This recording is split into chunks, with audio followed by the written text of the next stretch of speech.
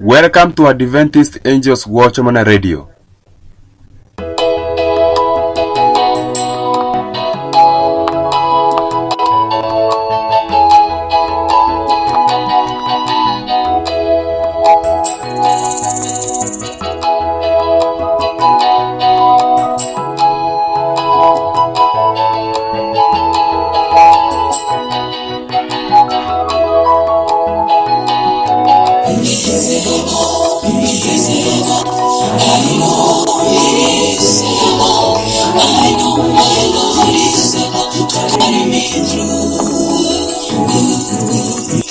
Thank you so much. Welcome. This is Adventist Angels Watchman Radio.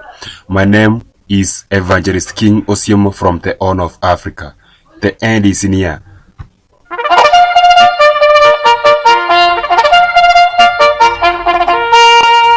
Overuse of pictures, a species of idolatry.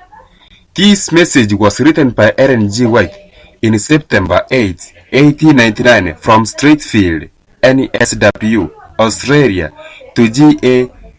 Irwin. A warning has been given me in regard to our people. I have been instructed that they are certainly in danger.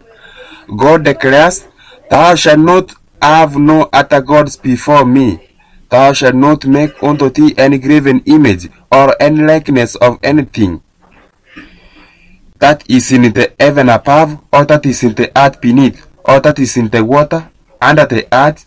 Thou shalt not bow down thyself to them, nor serve them. For I, the Lord thy God, I am a jealous God, visiting the iniquity of the fathers upon the children unto the third and the fourth generation of them that hate me, and showing mercy unto thousands of them that love me and keep my commandments." Exodus chapter 20, verses 3 to 6. Should we not make investigation in regard to the matter of illustrating our books so largely? Could not the mind have clear, more perfect ideas of angels, of Christ, of all spiritual things, if no pictures were made to represent heavenly things? This is a question. Should we not make investigation in regard to the matter of illustrating our books so largely? Would not the mind have clear, more perfect ideas of angels, of Christ, of all spiritual things, if no pictures were made to represent heavenly things? Many of the pictures made are grossly false as far as truth is concerned. Do not pictures so far removed from the truth give voice of falsehood? We want to be true in all our representations of Jesus Christ, but many of the miserable darts put into our books and papers are an imposition on the public. With this plain message, "Thus said the Lord," before us, will we claim as we do to live by every word that proceeded from the mouth of God, be clear if we spend the Lord's money in multiplying faces? Some things have been presented to me which I must set right. In my own home, one after another, pictures have accumulated. I see the same in every home to which I go. Is the Lord in this matter? Does not the charge in the 20th chapter of Exodus prohibit multitudes of picture making, which will continue to increase unless there is a decided reform among God's people? Unless the people of God shall see that there is a decided reform? Unless the people of God shall see that they are becoming idolaters? What shall be done in this matter? I have lied that to spend so much money in photographs is a species of idolatry. Thus, means is consumed which should be used in missionary effort rather than in producing pictures which are not essential. I take my position to no longer run the risk of displeasing God in this matter.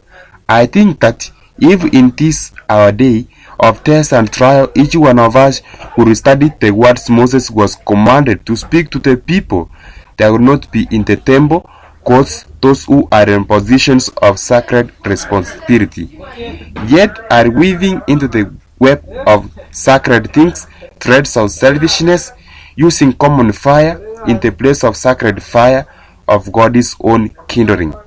May the Lord, His Holy Spirit, work upon human hearts and bring conviction to human minds. Those things of apparently little consequence attracts the mind and eye and absorb the attention at the very time when the attention should be given to God.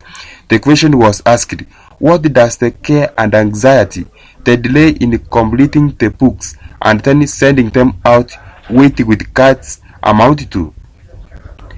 The preparation for this attraction costs too much to be continued. The expense in more than one line was opened before me, and the necessity for delay to obtain study improvements of illustrations.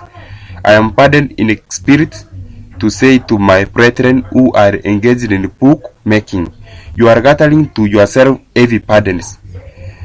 The transformation in our book making has not brought with it a corresponding transformation of character.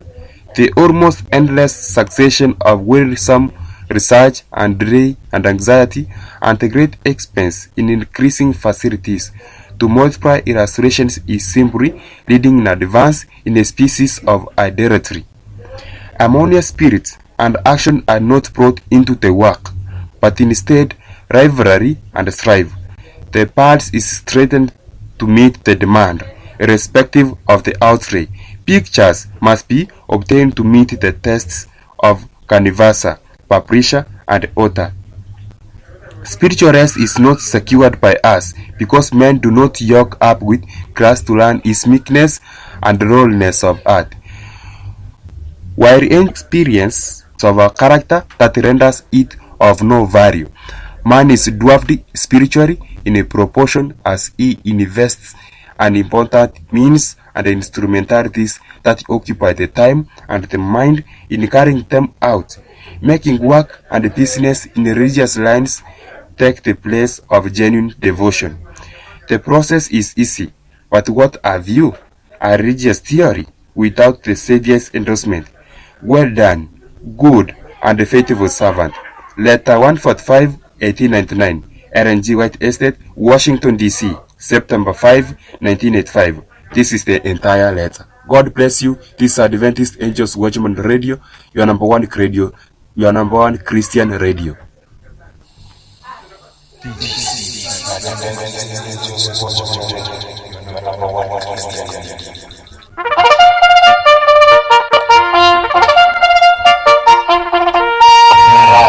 Welcome to Adventist Angels Watchman Radio, your number one Christian radio, setting this is the end.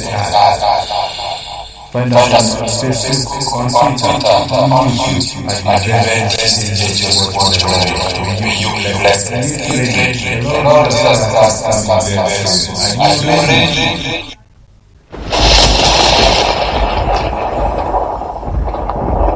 The creator of heaven and earth is coming very soon. This same Jesus Christ